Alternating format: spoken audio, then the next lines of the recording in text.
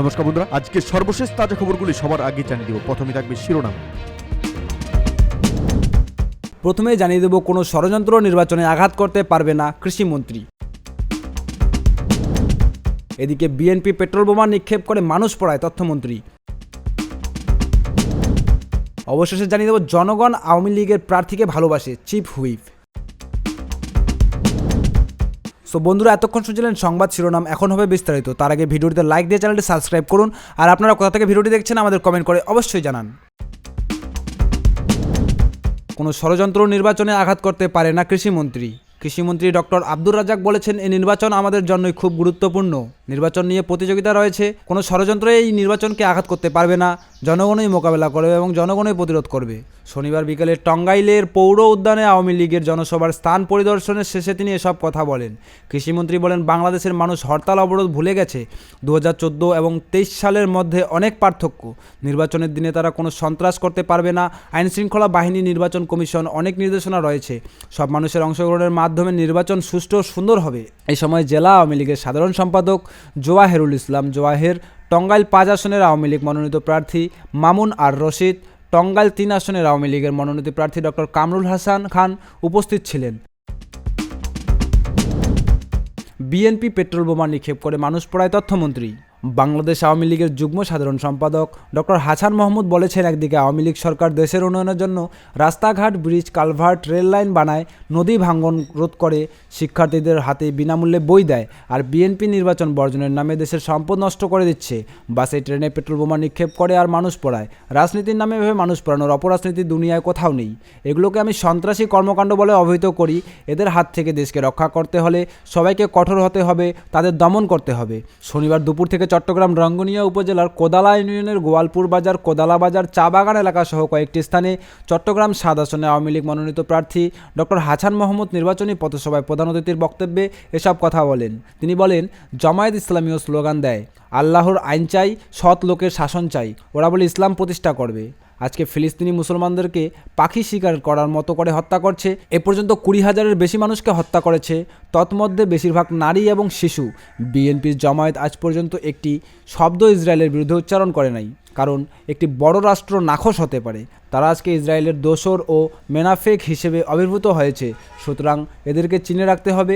এরা নানা বিভ্রান্তি ছড়ায়। এ সময় কোদালা চা বাগানের শ্রমিক, গ্রামের নারীসহ বিভিন্ন পেশার মানুষের সাথে কথা বলেন এবং নৌকা মার্কায় ভোট প্রার্থনা করেন তিনি। এরপর রাঙ্গুনিয়ার সড়কভাটা ও বোয়ালখালী, শ্রীপুর, খরণদ্বীপ ইউনিয়নের গণসংযোগ করেন তথ্যমন্ত্রী। ডক্টর হাসান মাহমুদ বলেন, বাংলাদেশের প্রধানমন্ত্রী শেখ হাসিনা জাতিসংঘে গিয়ে ফিলিস্তিনে বর্বর হত্যাকাণ্ডের প্রতিবাদ জানিয়েছে। আমি সরকারের তথ্যমন্ত্রী হিসেবে প্রতিদিন এর বিরুদ্ধে কথা বলেছি। এই বিএনপি জামায়াতের উপর আল্লাহর নারাজ হয়ে গেছে, কারণ তারা ফিলিস্তিনিদের এই হত্যাযজ্ঞের বিরুদ্ধে একটি কথাও বলে নাই। তাদের নেতা তারেক রহমান কথা বলতে নিষেধ করেছে। তিনি বলেন, আমরা 2008 সালে ক্ষমতায় আসার আগে বাংলাদেশ ছিল 60তম অর্থনীতির দেশ।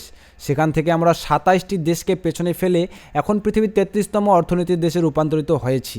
দেশে যদি আজকের এই উন্নয়ন অগ্রগতি অব্যাহত রাখা হয়, তাহলে আমি আপনাদের কাছে নৌকা মার্কায় ভোট চাই। আজকে এই পরিবর্তন হয়েছে শেখ হাসিনার নেতৃত্বে। নিজের নির্বাচনী এলাকায় মানুষের উদ্দেশ্যে নৌকা মার্কায় প্রার্থী তথ্যমন্ত্রী ডক্টর হাসান মাহমুদ বলেন, প্রতিদিন সকালবেলা ঘুম থেকে উঠে নামাজের পর মানুষের উপকারের মাধ্যমে আমার দিনের কাজ শুরু হয়।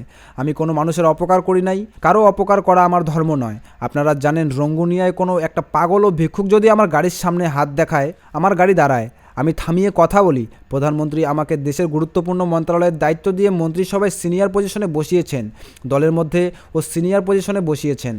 প্রধানমন্ত্রীর প্রদত্ত দায়িত্ব সচরাচরভাবে পালন করার চেষ্টা করেছি। আপনাদের সন্তান হিসেবে আমি চেষ্টা করেছি আপনাদের মুখ উজ্জ্বল করার। জাতীয় পর্যায়ে আমার কাছে অনেক দায়িত্ব। এরপরেও একজন চেয়ারম্যান যেভাবে এলাকায় সময় দেয়, আমি সেইভাবেই সময় দেই। তিনি বলেন, আমার পারিবারিক দাতব্য প্রতিষ্ঠান NK ফাউন্ডেশনের মাধ্যমে রাঙ্গুনিয়ায় 28টি নতুন মসজিদ বিল্ডিং করে দিয়েছি। রাঙ্গুনিয়ার প্রতিটি মসজিদ, মন্দির ও প্যাগোডা সহ সব ধর্মীয় প্রতিষ্ঠান বরাদ্দ পেয়েছে। গত 15 বছর সবার জন্য আমরা দরজা খোলা রেখেছি। 5 বছর পর আমি আপনাদের দুয়ারে এসেছি। আপনারা দয়া করে আপনাদের দুয়ারটি আমার জন্য খুলে দিবেন। 7 জানুয়ারি সবাইকে সাথে নিয়ে নৌকা মার্কায় ভোট দিবেন, এই প্রত্যাশা রইল।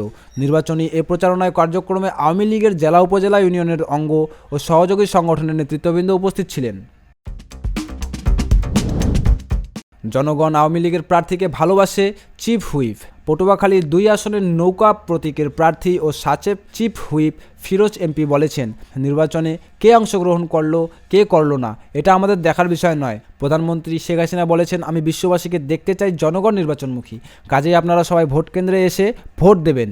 শনিবার বিকেলে পটুয়াখালীর বাউফলের বগা ইউনিয়নের মাধ্যমিক বিদ্যালয়ের এক নির্বাচনী সভায় এসব কথা বলেন তিনি। ফিরোজ বলেন, জনগণ নৌকাকে ভালোবাসে, শেখ হাসিনাকে ভালোবাসে, আওয়ামী লীগের প্রার্থীকে ভালোবাসে। এবারও জনগণের বিপুল ভোটে নৌকায় বিজয়ী হবে। এ সময় উপস্থিত ছিলেন উপজেলা পরিষদের ভাইস চেয়ারম্যান মোশারেফ হোসেন খান, সাবেক মুক্তিযোদ্ধা কমান্ডার শামসুল আলম মিয়া, উপজেলা আওয়ামী লীগের ভারপ্রাপ্ত সাধারণ সম্পাদক আনিচুর রহমান প্রমুখ। সো বন্ধুরা, আজকের ভিডিওটি এতটুকু। যদি ভিডিওটি ভালো লেগে থাকে তাহলে ভিডিওতে লাইক দিয়ে চ্যানেলটি সাবস্ক্রাইব করে আমাদের পাশে থাকুন এরকম নিত্য নতুন রাজনৈতিক আপডেট সবার আগে পাওয়ার জন্য। ভালো থাকবেন, সুস্থ থাকবেন, ধন্যবাদ। দেখা হচ্ছে পরবর্তী নতুন ভিডিওতে।